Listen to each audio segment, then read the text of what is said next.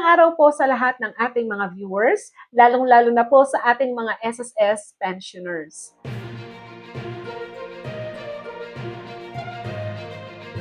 Ang video na ito ay para sa mga SSS pensioners. Ang inyong crediting date ng inyong March 2026 pension.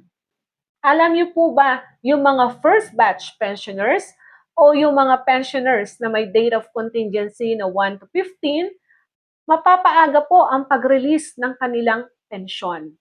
Kung makikita po natin dito sa calendar, ang March 1 po ay pumatak sa araw ng Sunday o Linggo. At yung February 28 naman po ay Sabado.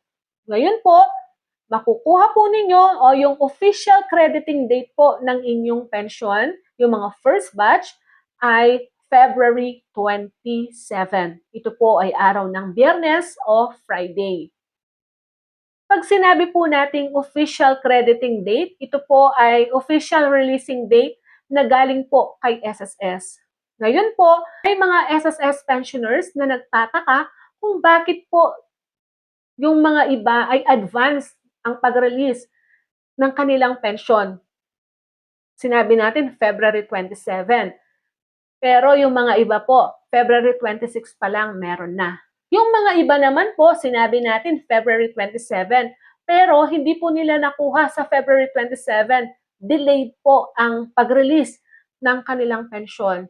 Yan po ay nakabase sa inyong disbursing bank. So kung delay po ang pag-release ng inyong pension, so ang inyo pong bangko na delay po sa pag-release nito, minsan po may problema sa kanilang system.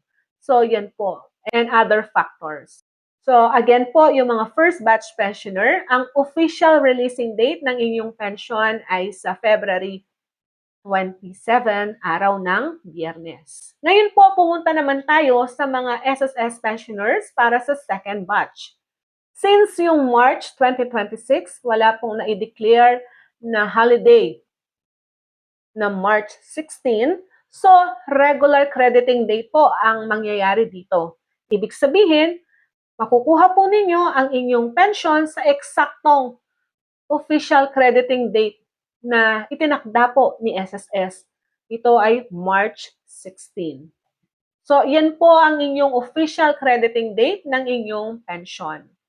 Yan lamang po ang ating information sa ngayong araw na ito. Have a nice day and God bless us all. Ito po ang inyong lingkod, Pro Information.